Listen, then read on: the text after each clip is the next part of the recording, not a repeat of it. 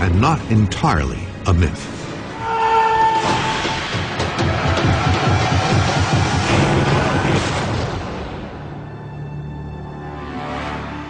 Experts have recently determined that a real event, just as frightening, actually happened in the ancient world. About 3,600 years ago, the Greek island of Santorini experienced one of the most devastating volcanic explosions ever. Its effects were felt as far away as California. The volcanic blast was the single largest seismic event on Earth in the last 27,000 years. To give you an idea of how massive it was, imagine a mountain about 3.5 miles tall being blown into the sky all at once. In 2006, scientists discovered that the Santorini eruption was even larger than originally believed. Excavations uncovered deposits of volcanic ash piled 20 stories deep, blanketing a 30-mile radius around the island. Based on this evidence, it's now believed the eruption unleashed the equivalent power of 50,000 Hiroshima bombs.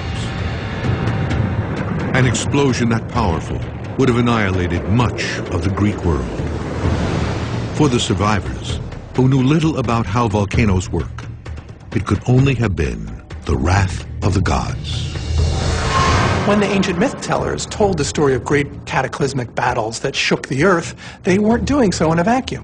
There hadn't been massive seismic events that had happened in the memory of some of the earlier generations of Greeks before these myth tellers had written down their stories.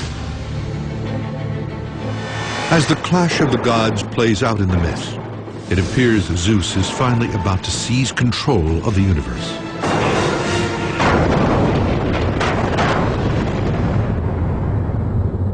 His powerful allies have tipped the balance, and the Olympians are closing in on victory.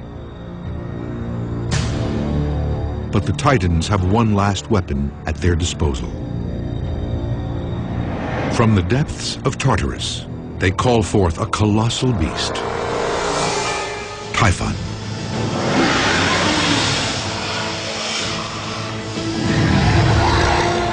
Typhon is a tremendously strong, powerful monster that's challenging Zeus himself. It's a last gasp effort, and the final monster, the final challenge he has to put down in order to secure his reign over the universe. It is a supernatural deathmatch, a decisive struggle between good and evil. And it will all come down to the ultimate weapon. As Zeus and Typhon are engaged in this final epic battle, Zeus eventually gets the upper hand and wins via his lightning bolt. With one final assault, Zeus drives Typhon and his Titan allies down into Tartarus, where they are damned to spend eternity in a fiery abyss.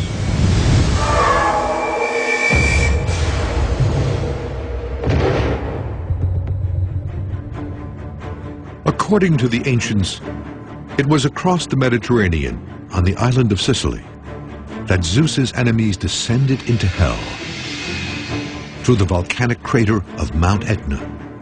Local legend says Typhon is still inside and has been behind all of the volcano's eruptions over the centuries.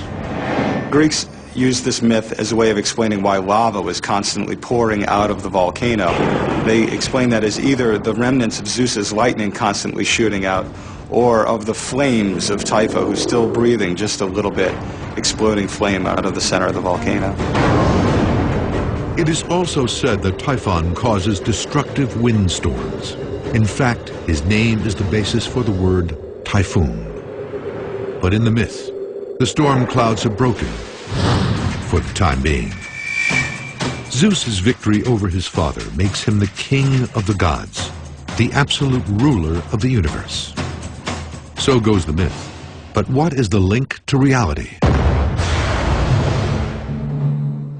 In 2003, at the base of Mount Olympus, a lost temple was discovered.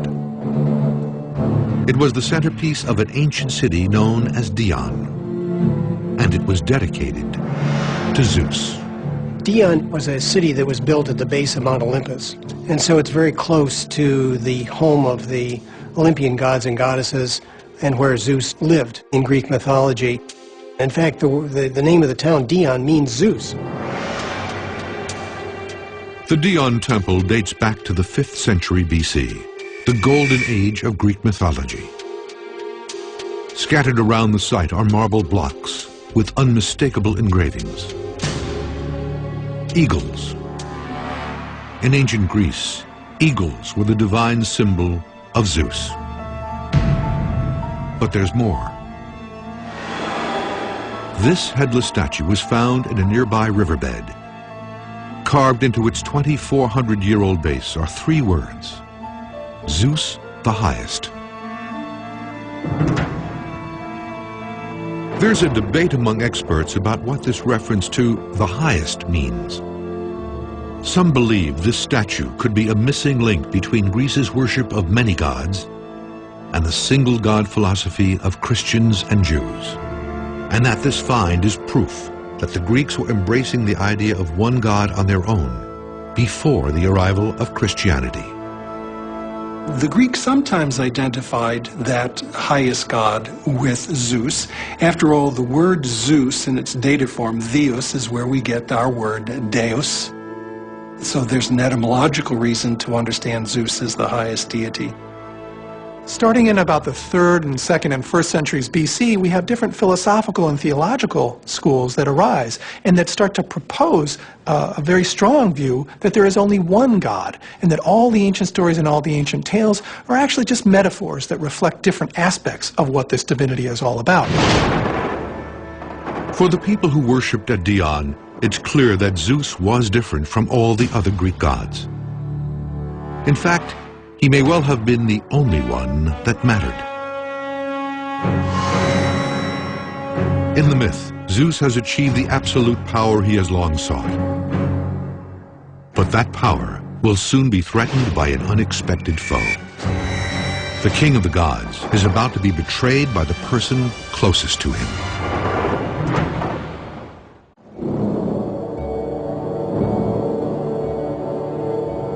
Zeus has won his epic clash with the Titans. He now sits atop Mount Olympus as king of the gods and master of mankind.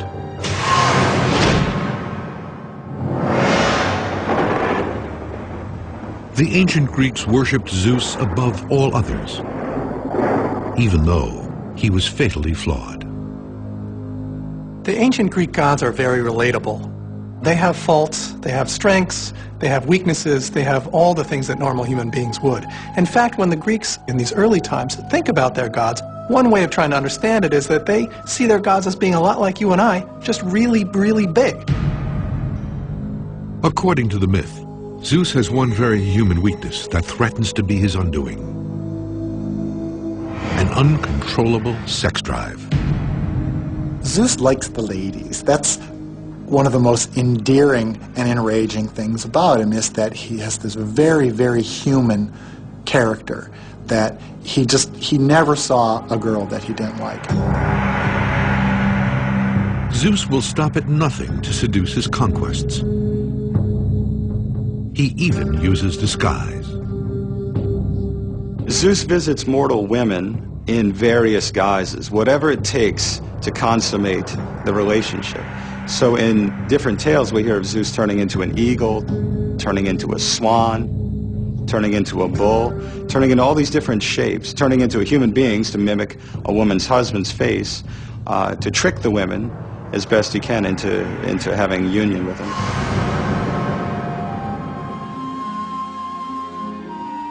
A beautiful young goddess named Metis is the first to capture Zeus's attention. He takes her as his wife. Metis is a very attractive and appealing young woman, and the quality that really sets her apart is she has practical wisdom. In fact, her name in Greek means practical wisdom. When Zeus spies her, he finds her very appealing.